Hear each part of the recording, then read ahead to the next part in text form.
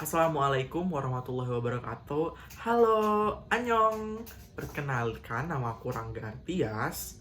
Aku adalah seorang mahasiswa di Universitas Gunadarma, kelas 3 PA14 dengan NPM 11521636. So, pada kali ini, di exhibition pertemuan kedua, aku akan menjelaskan mengenai poster aku yang berjudul gangguan kepribadian.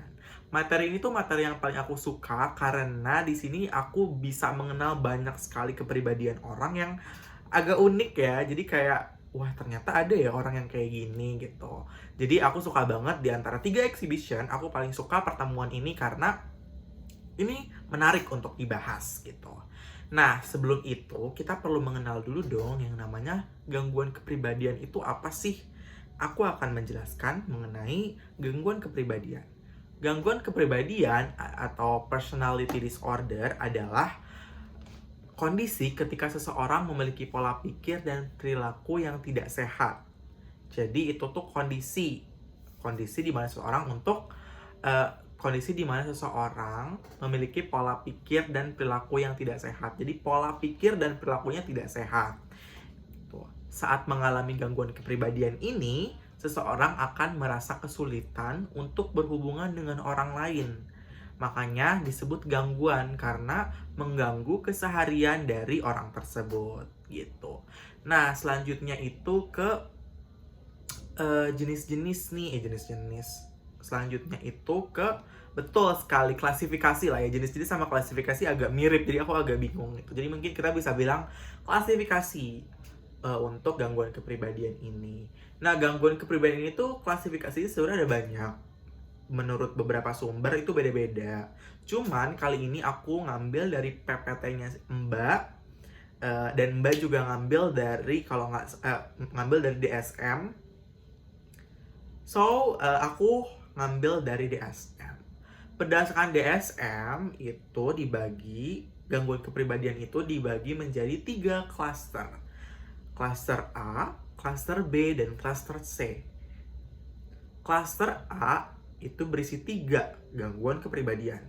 Klaster B itu diisi menjadi 4 gangguan kepribadian, dan klaster C itu 3 gangguan kepribadian. Jadi total ada 10 gangguan kepribadian berdasarkan DSM yang kelima atau yang terakhir. Itu mungkin dari DSM sebelumnya beda-beda ya, cuman karena aku ngutip dari DSM 5, ada 10 gangguan kepribadian dan dikelompokkan ke dalam 3 klaster, klaster A, klaster B, klaster C. Seperti itu. Semoga teman-teman bisa paham ya. Jadi aku menjelaskan dari awal banget karena biar teman-teman bisa lebih menyimak gitu, kayak aduh 10 klaster A, klaster B, klaster C gitu. Nah, nggak apa-apa, biar teman-teman mungkin bisa lebih mengingat lagi klaster A, klaster B, klaster C, karena ini agak banyak kayak gitu. Nah, kita masuk ke klaster A terlebih dahulu ya teman-teman. Nah, klaster A itu sebagai ODD atau Centrie. Jadi ODD atau Centrie terbagi menjadi 3 gangguan kepribadian. Yang pertama ada paranoid, yang kedua ada skizoid, sama yang ketiga ada skizotipal.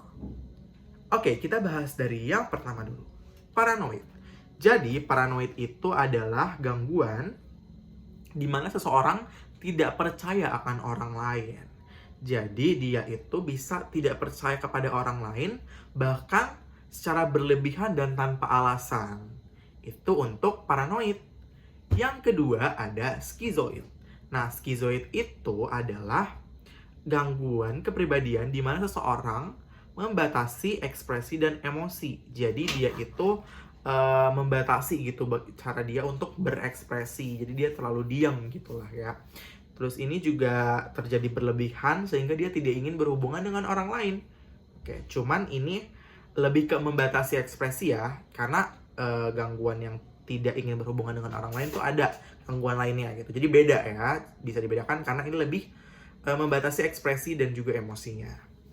Yang ketiga ada skizotipal. Nah, skizotipal ini adalah gangguan kepribadian di mana seseorang kurang akan kapasitas atau hubungan dekat. Jadi dia itu membatasi diri ya, dia agak sulit atau kurang untuk berhubungan dengan orang lain, kayak berhubungan secara dekat gitu lah skizotipal ini. Nah, itu dia klasifikasi di cluster A, ya kan, atau ODD asentry. Terbagi menjadi 3, teman-teman. Kita ulang lagi, kita refresh materinya. Cluster A, ODD atau asentry, terbagi menjadi 3, paranoid, skizoid, sama skizotipal. Oke. Selanjutnya kita ke cluster B.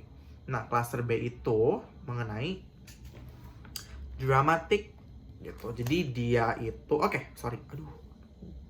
aku mau tadi lupa sebentar. Nah, si cluster A itu tuh kalau teman-teman kalau teman-teman kayak sadar, kan kalau si paranoid itu tidak percaya pada orang lain, skizoid itu membatasi ekspresi dan emosi, skizotipal itu adalah kurangnya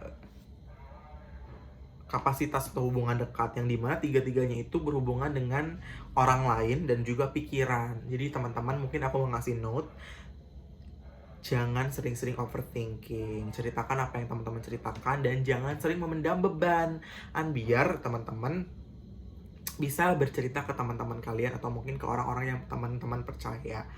Gitu. Stay safe dan stay healthy. Apa sih, cringe banget sumpah. Nah, selanjutnya ada cluster B atau dramatic. Jadi cluster B itu kan dibagi jadi 4, antisocial, borderline, sama histrionic, sama narcissistic. Jadi, nah, kita akan bahas satu persatu. Yang pertama ada antisocial. Antisocial adalah gangguan kepribadian di mana seseorang mengabaikan dan melanggar hak orang lain. Jadi kalau si antisocial itu bukan dia tidak ingin bersosialisasi, bukan, walaupun dari secara pengertiannya tuh kayak antisosial tidak mau bersosial, no.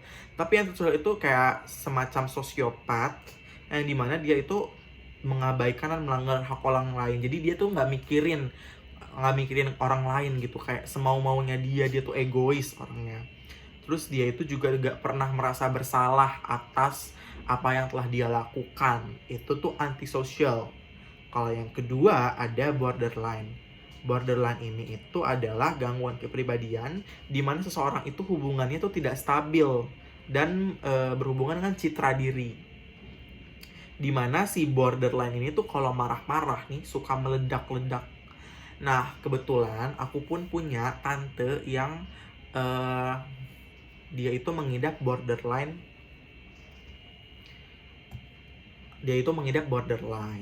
Nah, memang benar sih, borderline personality disorder. Sebenarnya memang benar sih. Jadi kalau misalnya aku lihat ya, dia kan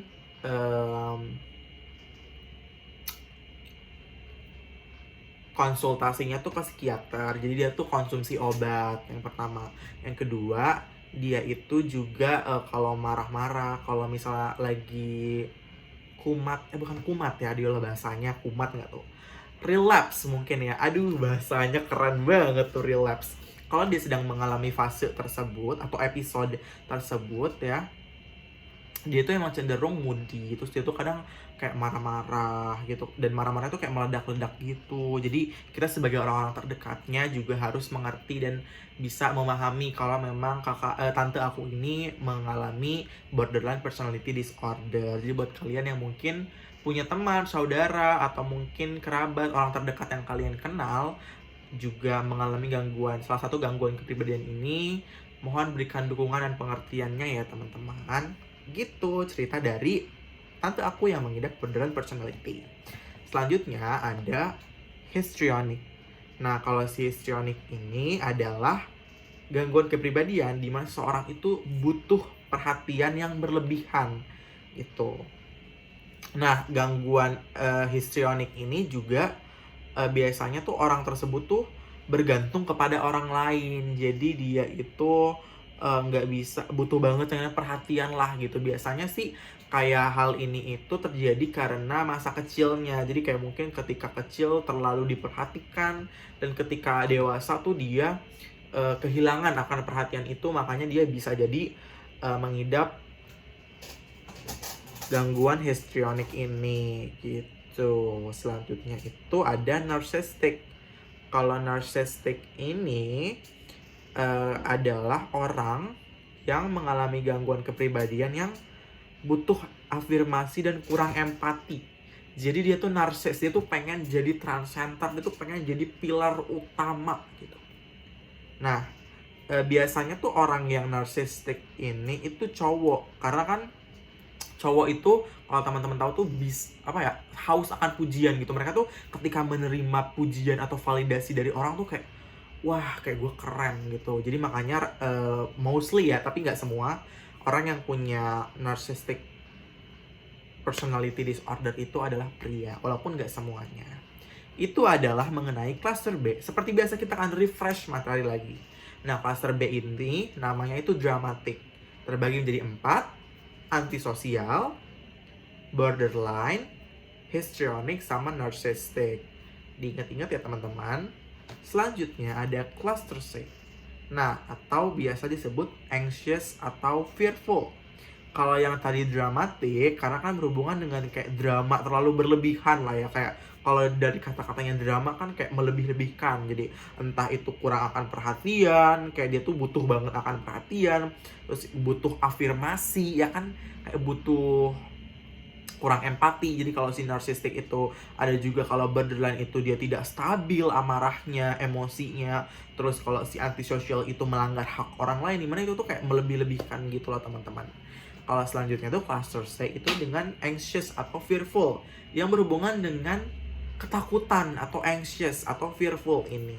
Nah, si cluster C ini terbagi menjadi 3. Yang pertama ada avoidant, yang kedua kok langsung yang ketiga, yang kedua ada depend, yang ketiga ada obsessive.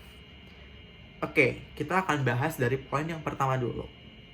Avoidant. Avoidant ini adalah gangguan kepribadian di mana seseorang itu menjadi penghambat sosial, sensitif pada evaluasi negatif.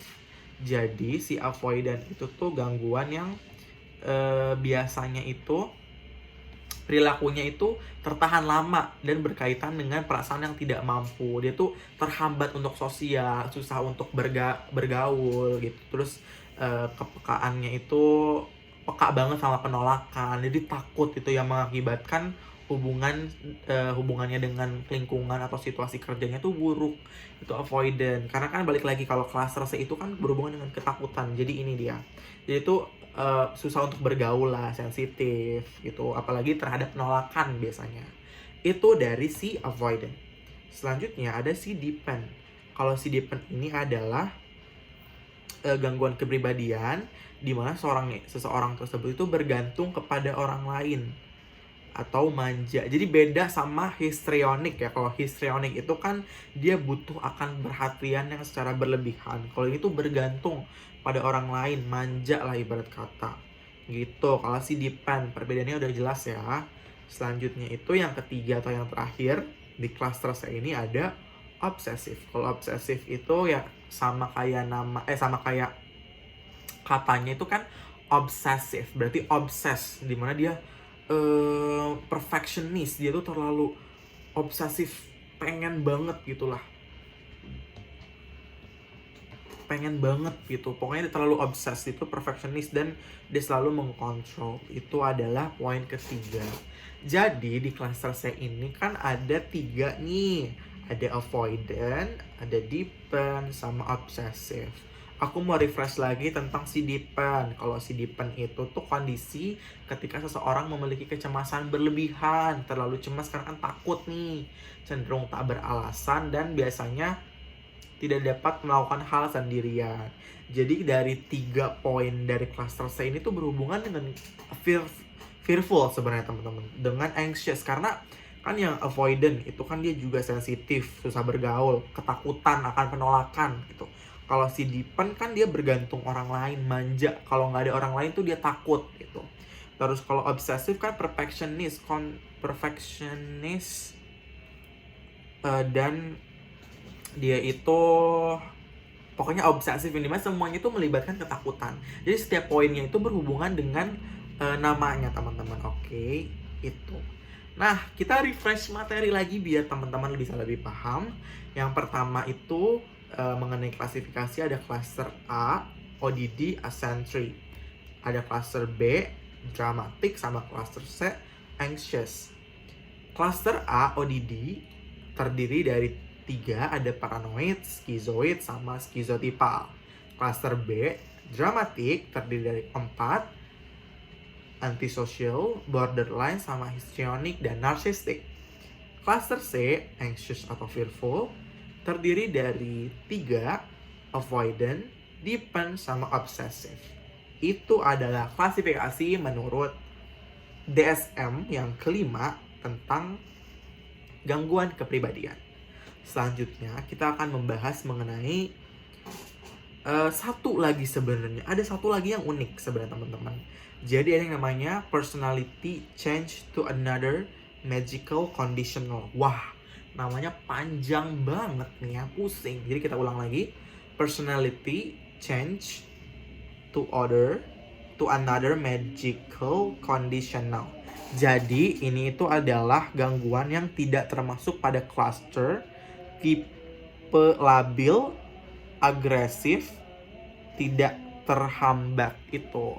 Kalau poin ini sih mungkin aku cuman bacakan aja ya, karena aku nggak bisa menjelaskan gitu, soalnya aku takut salah. Aku agak sulit untuk mengurangi, jadi mohon maaf ya, kita belajar bersama-sama. Jadi maaf sekali aku sulit untuk menjelaskan poin ini. Jadi intinya dia itu tidak termasuk ke dalam cluster ya, personality change to another magical conditioning.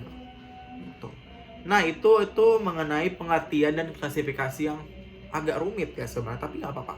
Kita kan bisa jadi belajar kepribadian orang lain yang ternyata ada loh orang-orang dengan kepribadian seperti ini. Selanjutnya seperti biasa pada exhibition 1 aku kalau nggak salah membawakan 3 kasus atau 4 kasus gitu loh yang diceritakan. Nah kali ini juga aku punya pola mengajar atau pola presentasi, yaitu contoh kasus teman-teman. Aku punya 3 kasus, yang dimana 3 kasus ini aku ambil dari buku langsung loh. Waktu itu aku kan ceritanya ke perpustakaan UI gitu, terus kayak mau ngerjain tugas psikologi diagnostika, cuman akhirnya kayak tertarik sama beberapa buku tentang gangguan kepribadian gitu. Akhirnya aku baca-baca deh, ternyata ada contoh kasusnya. Aku sempat baca-baca dan aku sempat foto, dan aku ingin share ke teman-teman dan ingin ceritakan biar materinya bisa lebih tersampaikan dengan baik. Karena kan kalau dalam bentuk cerita nggak boring ya, teman-teman pengen dengerin daripada ngomongin aku berteori terus gitu, nggak masuk-masuk. Mending aku bercerita agar teman-teman itu mengerti dan paham. Oke, ini adalah cerita yang pertama.